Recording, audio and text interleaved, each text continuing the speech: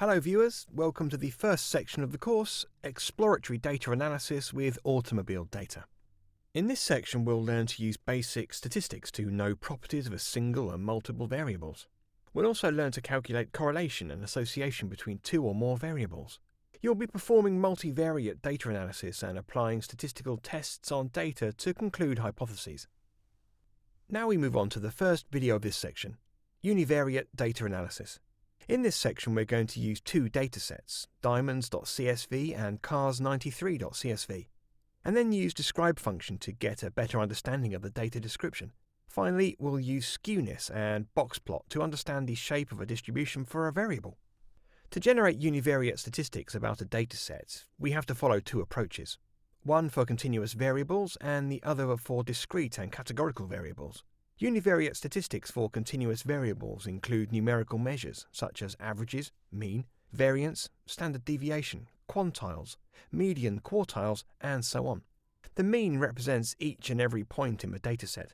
The variance indicates the fluctuation, deviation of the individual data points from the mean, which is the center of the distribution. Quantiles are also known as percentiles, which divides the distribution into 100 equal parts. The 10th percentile value is equal to 1 decile. The 25th percentile value is equal to the first quartile, and 75th percentile value is equivalent to the third quartile. There are other statistical measures of central tendency for understanding the univariate characteristics of a dataset. Median and mode are also referred as positional values, but still mode can be looked at for a continuous variable to check whether it's a bimodal series. In case of bimodal series, it's difficult to compute the center of the distribution. For original data or rank data calculation of mean, representation is a good idea. It's always suggested to represent univariate statistics using median or mode. Comparison of mean, median and mode values along with skewness, kurtosis and standard deviation gives a clear value about the shape of the data distribution. All of these measures of central tendency and measures of dispersion together can be calculated using a single command, and also using different individual commands. Here we're going to use two datasets, diamonds.csv and cars93.csv. Both belong to two libraries that are inbuilt in the R software for practical demo purposes. Let's import the required datasets. We first imported cars93 dataset. You can also do it using read.csv function. Let's use a few commands in R to understand the data better. We'll print the names in car dataset.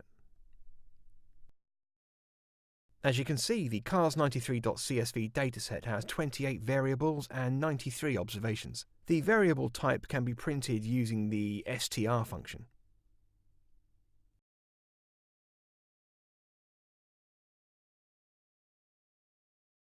You can see the 28 variables, 93 observation and variable types for every variable in the output.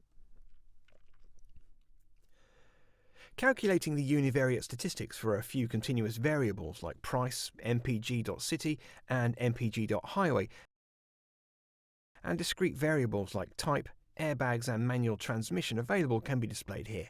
You can practice the rest of the variable to get a complete understanding of the dataset. The max command estimates the maximum value for a variable, whereas min command computes the minimum value. The sum calculates the total of all the values. The mean function calculates the arithmetic averages of the values. The median function calculates the median value, and range calculates the vector of min and max. The var command computes the sample variance, and cor command correlation between two vectors. Rank command calculates the vector of the ranks of the values in a vector. The quantile function computes a vector containing the minimum, lower quartile, median, upper quartile, and maximum of a vector. We'll now be using the summary function for univariate. For the price available, you can see the minimum value, the first quartile median value, mean value, third quartile, and maximum value. We'll now calculate for mpg city variable. You can see the statistics on the screen. Similarly, do it for mpg.highway, type, airbags and manual transmission.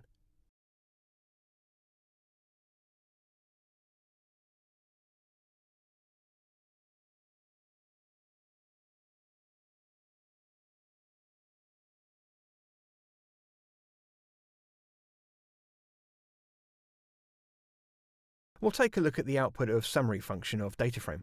As you can see, for a continuous variable, the numerical measures of central tendency are computed, and for a categorical variable, the class frequencies are computed. Let's take a look at summary of Cars 93 data on the whole. You can see the output.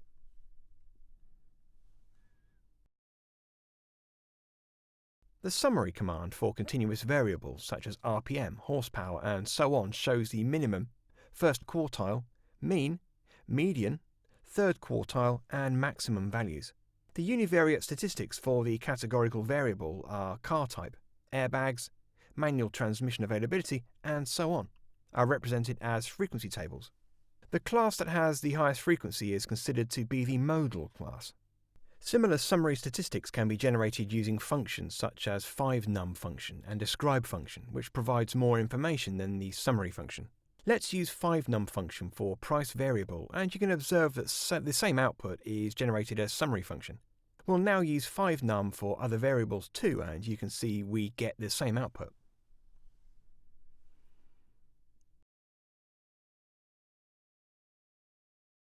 Let's use the describe function from the library HMISC. We'll now import the library as shown. It is loaded with warning messages, and we'll use describe function as we did using summary function. It shows the whole summary of dataset. As you can see, it has 28 variables and 93 observations. The output is the same as the summary function.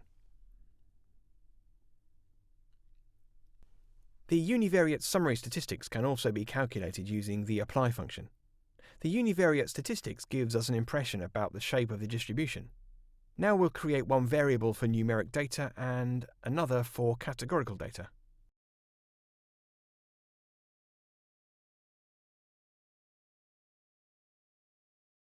After using the apply function, you can see that it's giving a minimum price, maximum price, and MPG city. To understand the shape of a distribution for a variable, we can use Skewness and boxplot. We can also use the Skewness function, which is available in library E1071. We'll first load the library using the library function and use Skewness attribute and see the output. We can create a custom function for measuring skewness, and that along with the apply function. Now we'll create a Skewness function and execute it and use apply function on the same.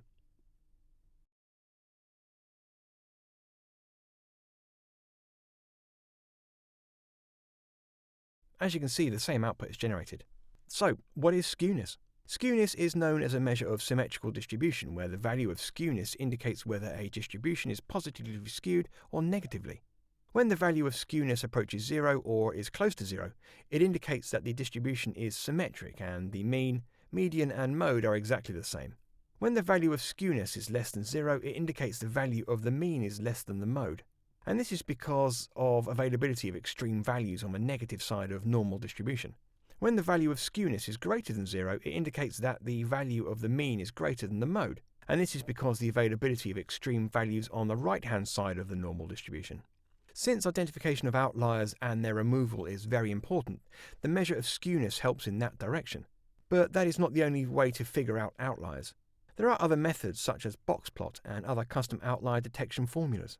If we look at the previous three variables, it implies that there are indications that outlier values may exist on the positive side of the normal curve for price, mpg.city and mpg.highway variables, because the skewness value is greater than 0. To verify the existence of outliers, we can take a boxplot and print the outliers. You can see that using boxplot command, you can see the boxplot is created for price, mpg city and mpg highway. Great! In this video, you've learned univariate data analysis.